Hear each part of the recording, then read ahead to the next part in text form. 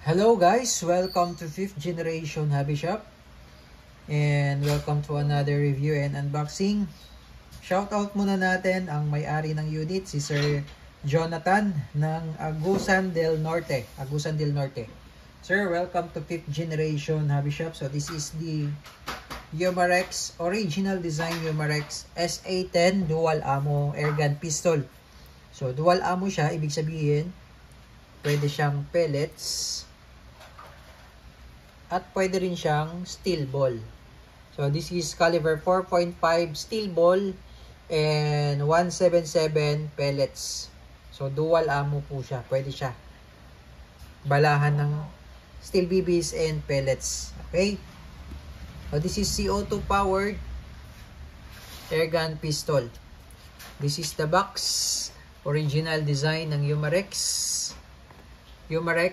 SA10 semi-auto air pistol, Umarex brand. Ayan. Okay, open na natin. Bago natin open, ito yung specs. Ayan, caliber 4.5mm.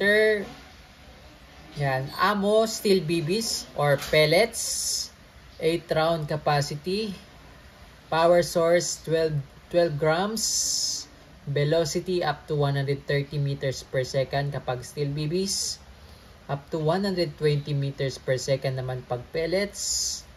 Yung sight naka-fix front and rear. Trigger is double action only. Safety is manual.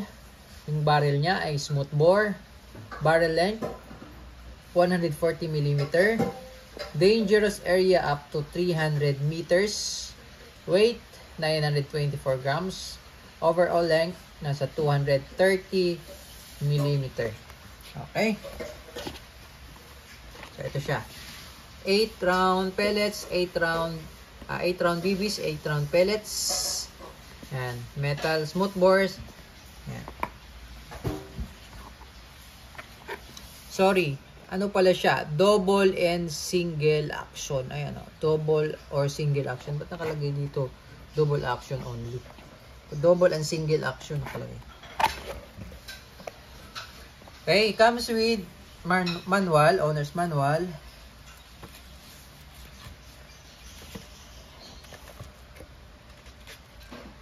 And also yung maintenance manual andito. Maintenance manual. Cleaning rod, kasama na rin cleaning rod. And of course the unit, ayan. SA10 Umarex, naka-stipple grip, metal slide, metal frame, polymer grip, extended barrel. So, pwede mo itong lagyan ng extension pa. Pwede ka maglagay pa dito ng extension barrel. Naka-gold finish na rin yung barrel niya. Ayan. Gold finish barrel.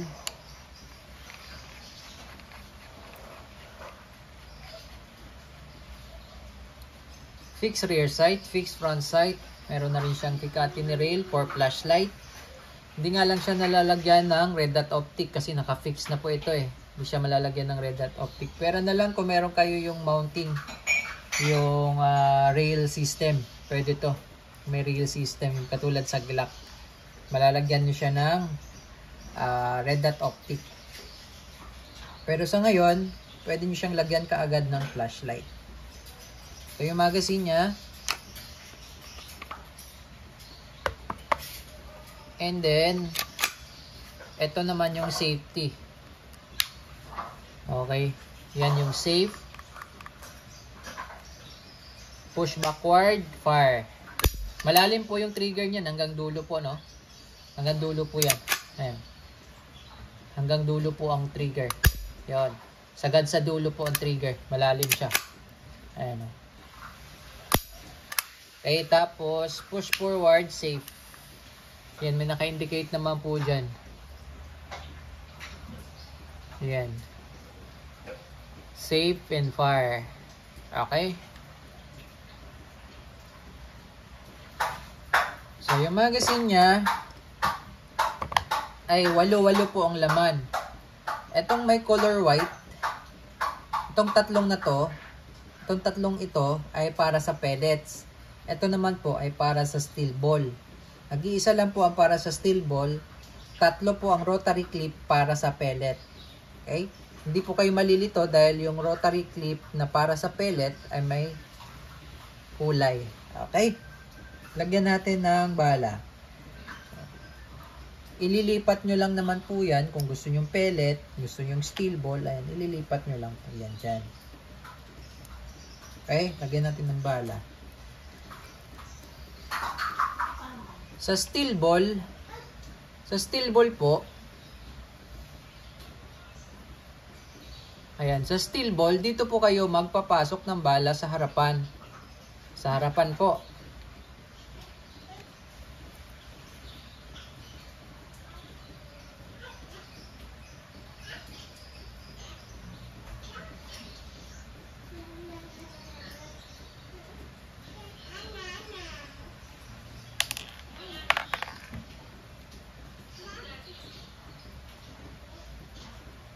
Yan. Ngayon, pagdating naman sa pellet, doon po sa likod.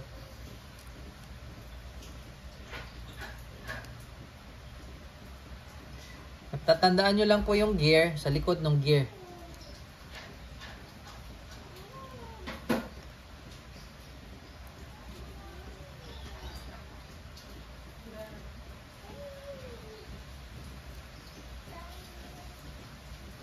Yan, 8 shots. All in all, 32 shots po siya kasi 4 po siya. Okay? So, load lang natin. Then yung steel ball. Yan. Okay? So, ngayon, maglalagay tayo ng CO2. Lalagay po tayo ng CO2. May kasama na siyang silicone oil. Free na po yung silicone oil. Comes with free silicone oil. Bago kayo maglagay ng CO2, patakan nyo po ito. Ang oil. Yung dulo ng CO2, papatakan nyo po ng oil. Load. Logan lang natin yung pangpit, pangpihit. So, hindi nyo na po kailangan dito ng allen kasi naka-built-in na siya. Pangigpit. Okay? Kailangan lang mabilis yung ikot. Ayun. Okay? So, yan. Butas na po yan. Okay? So, yun lamang po. Kung gusto nyong pellet, ililipat nyo lang. Gusto nyong steel ball, ililipat nyo lang. Okay? So, eto po, pag-insert ng magazine, kailangan po pag ganito position. Pag ganyan po. Yan, pag ganyan. Wag po kayong mag-insert ng pag ganyan or mag-release ng pag ganito kasi pwedeng malaglag yan. So, pagka nirelease nyo naman magazine pag ganito, press nyo lang mag-release, lalabas naman yan. Para hindi malaglag. Kasi pag nakataob ganyan, pwedeng malaglag yan. Okay? So, testing po. Testing po, Umarex SA10. Airgun pistol dual ammo. Okay?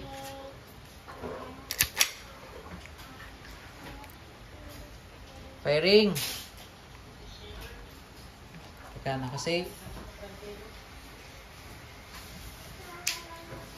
Okay. Firing.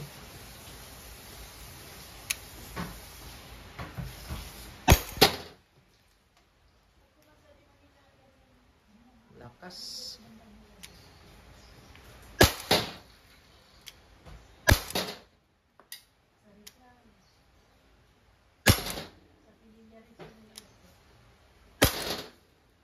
Okay, 5 shots. Subusin natin yung 8.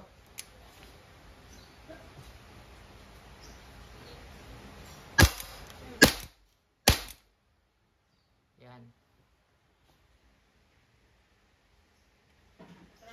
Bullseye.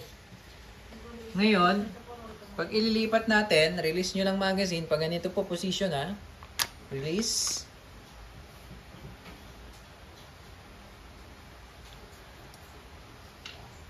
Tapos ibabalik, ililipat lang natin yung isa. Ilipat lang natin. Okay. Then load po, ganito lang din.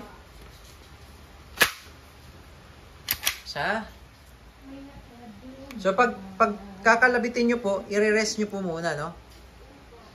Labit, release, release, release, para po refresh. Okay, 8. Okay. So okay na po ang inyong unit, sir. All goods na po. Umarex SA10 airgun pistol dual ammo.